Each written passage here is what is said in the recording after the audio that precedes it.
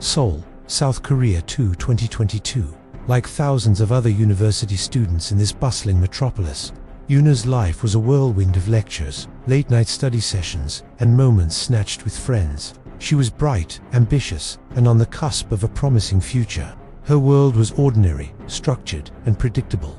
But in the spring of that year, the ordinary began to unravel in the most terrifying way imaginable. It started subtly.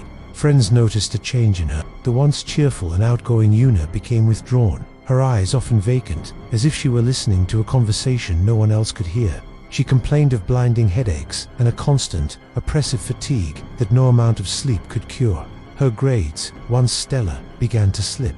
She would miss classes, sometimes for days, offering vague excuses that didn't quite add up.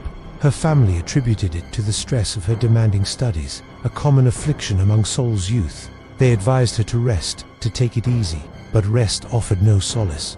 The nights became a battleground. Yuna was plagued by vivid, tormenting nightmares from which she would wake up screaming, drenched in sweat, her heart pounding against her ribs. She described grotesque figures and guttural voices whispering unspeakable things in the dark.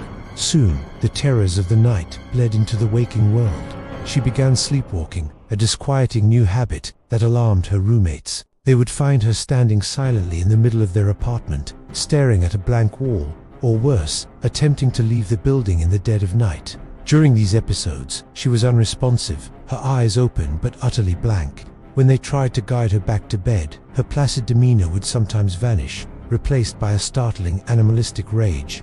One evening, her roommate was awakened by a crashing sound. She found Yuna in the kitchen, her hands bleeding, having smashed a ceramic bowl against the counter. When asked what happened, Yuna had no memory of the event, staring at her own injured hands with a look of pure confusion and horror. The incidents grew more frequent and more violent. She would lash out verbally, spewing hateful, vitriolic insults at her closest friends and family, using words in a tone that felt utterly alien. These outbursts were often followed by periods of deep depression and shame. As she grappled with the actions she couldn't remember but for which she felt responsible, the family, now deeply concerned, sought medical help. Yuna was admitted to a prominent Seoul hospital for observation. Doctors ran a battery of tests, MRIs, EEGs, extensive blood work. They were searching for a tumor, a neurological disorder, anything that could explain the drastic transformation. But every test came back normal. Physically, Yuna was perfectly healthy. The case was then referred to the psychiatric department. For weeks, she was observed around the clock. Psychiatrists diagnosed her with a range of possibilities: dissociative identity disorder, acute psychosis, schizophrenia. She was prescribed powerful antipsychotic medications, but they seemed to have no effect. In fact, her condition worsened. During psychiatric evaluations, the changes became more pronounced and chilling. Yuna's voice would shift dramatically, dropping several octaves into a gravelly, masculine tone. Sometimes, multiple voices would seem to emanate from her, arguing with each other in languages Yuna had never studied, including archaic forms of Latin and Aramaic.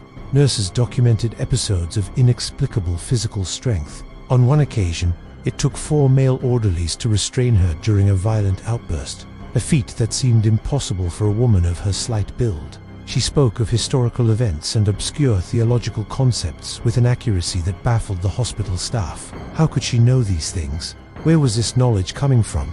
The medical team was stumped, their scientific framework unable to contain the bizarre and terrifying phenomena they were witnessing. Desperate and out of options, Yuna's devoutly religious family made a controversial decision. They contacted a local Catholic priest, a man known for his experience in what the church terms deliverance ministry. Reluctantly, the hospital agreed to allow the priest to visit, on the strict condition that Yuna's vital signs would be monitored by medical staff throughout the process. They saw it as a last resort, a concession to the family's beliefs, but they remained skeptical, attributing her state to a profound, yet unidentified mental illness. The first session was conducted in Yuna's hospital room. The atmosphere was thick with tension. The priest, a calm, steady presence, began the rite of exorcism, reciting prayers in Latin. Initially, Yuna sat listlessly, but as the prayers continued, her body went rigid. A low growl rumbled in her chest, and she fixed the priest with a gaze filled with pure malevolence. "You have no power here, old man," a voice deep and resonant boomed from her lips. What followed was a grueling ordeal that pushed everyone in the room to their limits. Yuna's body contorted into unnatural positions. She screamed blasphemies and revealed dark secrets about the personal lives of the nurses present. Details she had no possible way of knowing. The medical monitors hooked up to her went haywire. Her heart rate spiked to dangerous levels, then plummeted, fluctuating wildly in a way that defied medical explanation. Over the next several days, the priest returned for more sessions. Each one was a spiritual and physical battle. The entity, or entities, within Yuna mocked the priest, taunted the medical staff, and fought with ferocious intensity. The room would often grow inexplicably cold, and staff reported seeing shadows move in the periphery of their vision. They were scientists, people of logic and reason, but what they were witnessing in that small hospital room shook the very foundations of their understanding of the world. They were recording data, taking notes, but the data made no sense.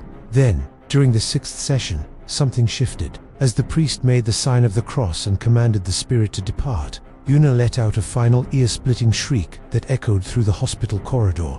And then, silence. Her body went limp. For a moment, everyone held their breath, fearing the worst. Her vital signs, which had been erratic, suddenly stabilized. Slowly, her eyes fluttered open. She looked around the room, her gaze soft and bewildered. "Where am I?" she whispered, her voice frail, weak, but undeniably her own. She had no memory of the past few weeks, no recollection of the hospital, the priest, or the terrible battle that had been waged for her soul. In the days that followed, Yuna made a full and startling recovery. The headaches, the night terrors, the violent outbursts, they were all gone. She was herself again. The hospital officially discharged her with a diagnosis of a transient psychotic episode of unknown origin. The case file was closed, but the questions remained, lingering in the minds of everyone who had witnessed the events. Was Yuna the victim of a rare and complex mental illness that modern science simply couldn't explain? Did the intense psychological pressure of the exorcism ritual trigger a sudden, psychosomatic recovery? Or had she truly been a battleground for forces beyond our comprehension? The official record offers a medical explanation, but for those who were in that room, who heard the voices and felt the inexplicable cold, the answer is not so clear. They are left with a haunting memory, a chilling reminder that there may be more to our world than science and reason can ever hope to explain. The case of Yuna remains a terrifying modern testament to the ancient struggle between faith and skepticism, the known and the unknowable. Thank you for watching. If you found this story compelling, please like this video and subscribe for more explorations into the unexplained.